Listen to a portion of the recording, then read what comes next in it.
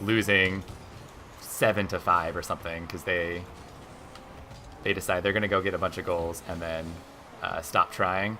And so then I just like, okay, well, I'll just do some target practice.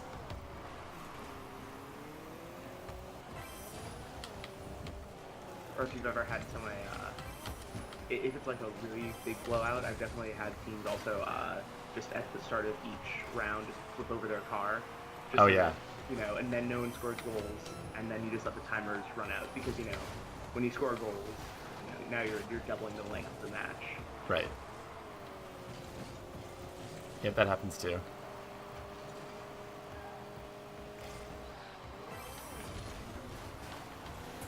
Oh no! Oh no! Oh, we got real lucky. Oh, never mind. Ah. I was gonna say we got real lucky, but then we didn't.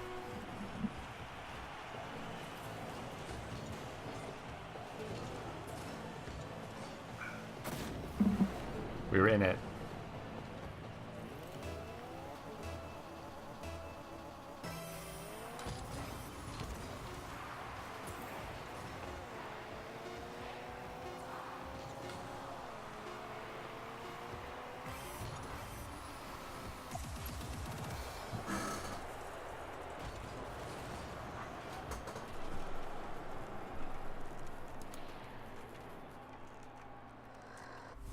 I feel like the little ghost is pushing the bounds of, you know, Hat.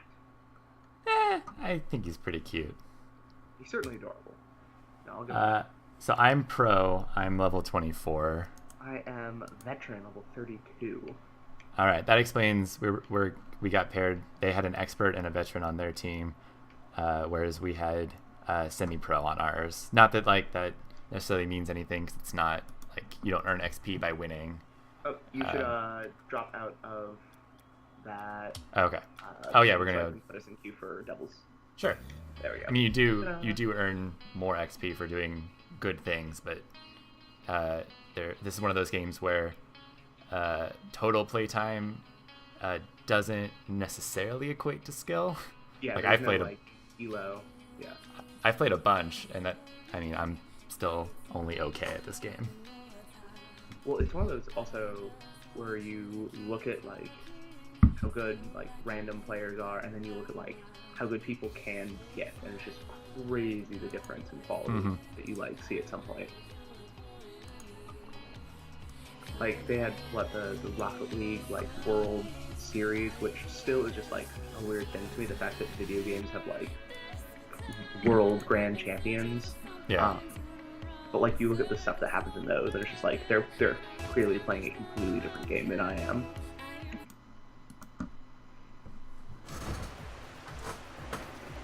Ooh, raining. Do you also want to play some hoops or some ice hockey while we're on stream? Yeah, we can do that. Also, I'll defend. Nice shot.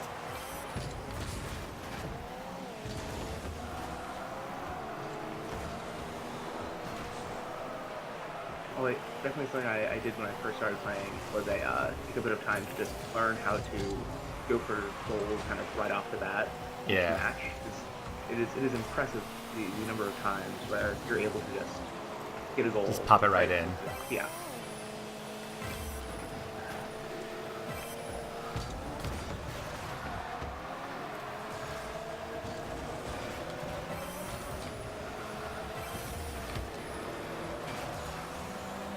Oh, nice shot, nice shot. Look at that. Thank you. Making it look easy. I've also spent a decent amount of time figuring out some of the angles, because bank shots tend to be the hardest to defend, I have found. Oh yeah, definitely. So if you can find like the appropriate approach, it's way easier than just like trying to shoot it in. But obviously it's very difficult and requires perfect timing, and only so rarely do I get to show off something like that. And I can't even say that was 100% intentional. That was just what I was hoping for, and it happened to work out. Nice. Damn. There's something kind of satisfying about the like really slow goals where it's like, You yeah, just that hit went it. in at like 2 miles an hour. Yeah, and you just tap You just tapped it in just right. Yeah. It makes me think of Happy Gilmore. Just Yeah. tap it in. Just Tap it in.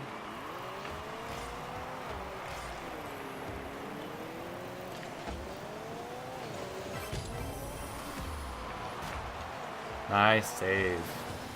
Look at that.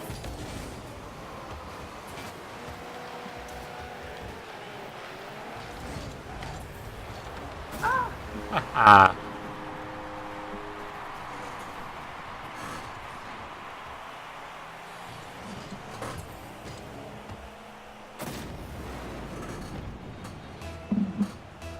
Here, I'll take a shot. Yep.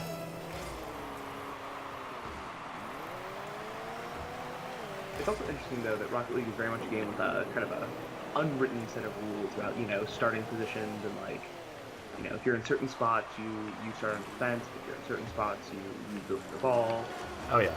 And it's kind of Well- interesting to see this, like, I feel like more so for a game that's so simple, you know, in a lot of ways, it has a lot of unwritten rules going on too. Emergent gameplay, if you will. Yes. Oh. Oh, that was a little lag spike. Ball suddenly in a different place, but okay. We can deal with that. So I'll also say, I recently got fed up with our wireless internet and just ran a super long Ethernet cable from my desktop to Nice. our modem, and it's just like the quality of life improvement is unspeakable. Oh, I can only imagine. I'm doing everything on Wi-Fi right now, which so far has been fine, but I've been constantly worried all stream. Ah. No, that. Well, you have like a rock solid like 35 ping, so you're doing pretty well. I think. Yeah, I'm kind of impressed that I'm uploading to Twitch and able to play Rocket League at the same time. And let's set my bitrate right.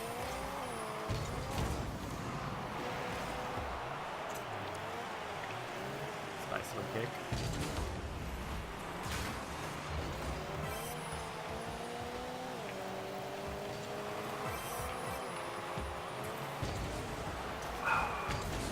Nice. Perfect. It's almost like we planned that.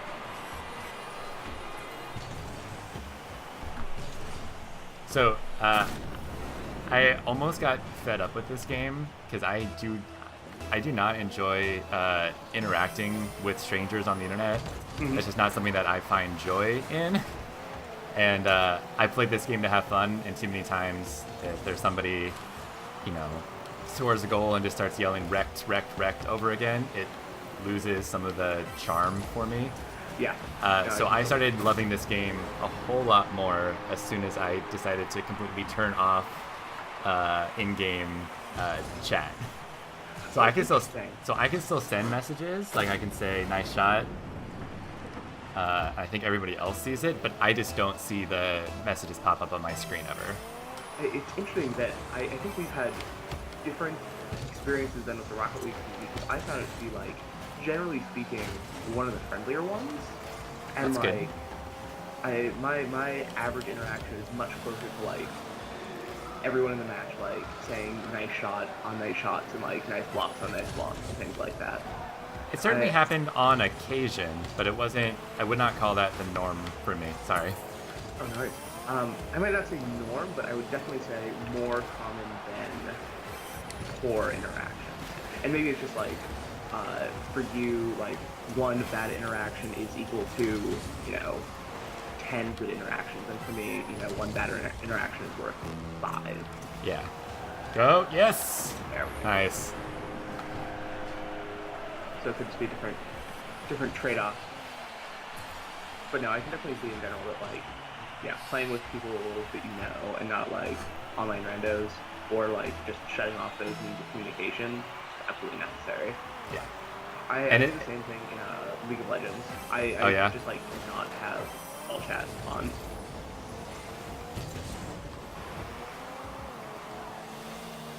It kind of like it. I think a lot of this game is teamwork and communication, like calling shots, letting people know what you're doing. I really like that there's so much quick quit chat available that you could do that. And like I'm playing with a controller, so I don't even touch my keyboard. My keyboard's way over here.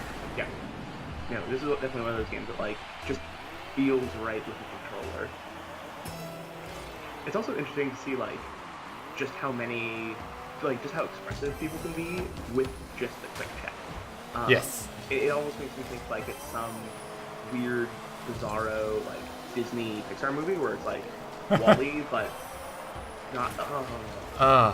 Yeah. Yeah. Where it's like kind of like Wall-E or like something else where it's like this extremely limited like set of communication mechanisms, but like you're still able to express a surprising amount of stuff.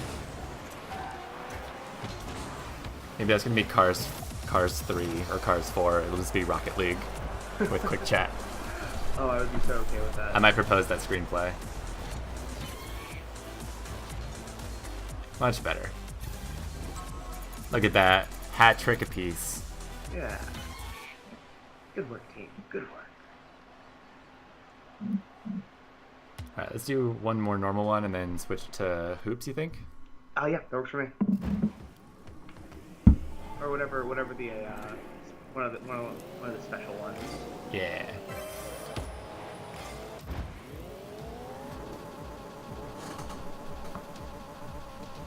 Yeah, some of their experimental maps though and things are pretty interesting. They've got like the hoops one. They've got like the donut. Mm-hmm. It's kind of cool to see the stuff I like the ideas that they come up with. And it's just a great example of like how when you've got such a simple game, like amazingly small tweaks to it just make worlds of difference.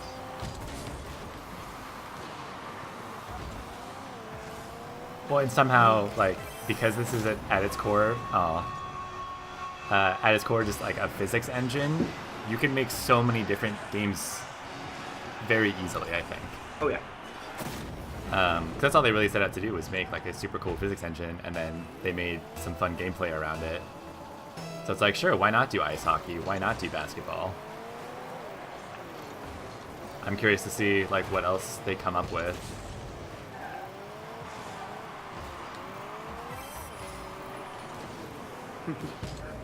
It's definitely fun though when you're playing just like private matches just to see the weird. Oh, that should have been a much better shot than it was. Sorry. To see like the weird things that happen with the physics engine when you play like weird custom game modes. Oh yeah.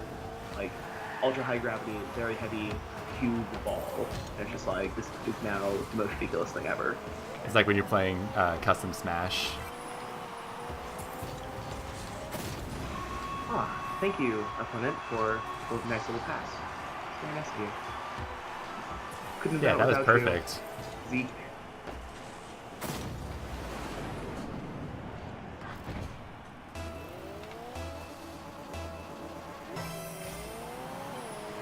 They also do very much like Rocket League and makes like such low variance, where like if like whenever you make an error, like if that was all you, and like when you're on the other side of that, when I'm Zeke kind of oh that was terrible. Yep. Like you're like oh I have no one to blame but myself for this moment.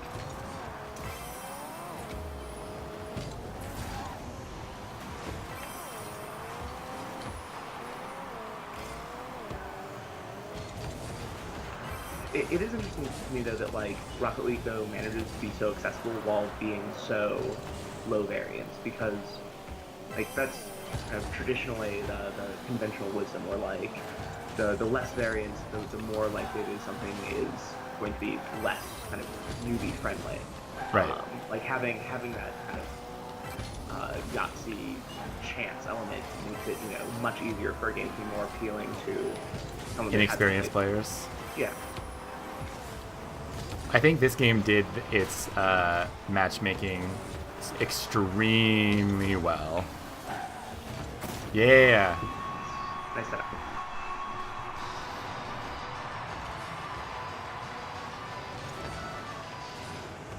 Because, like, yeah, I totally felt capable from the first match I played because when I got dropped in, I was like, how do I hit the ball?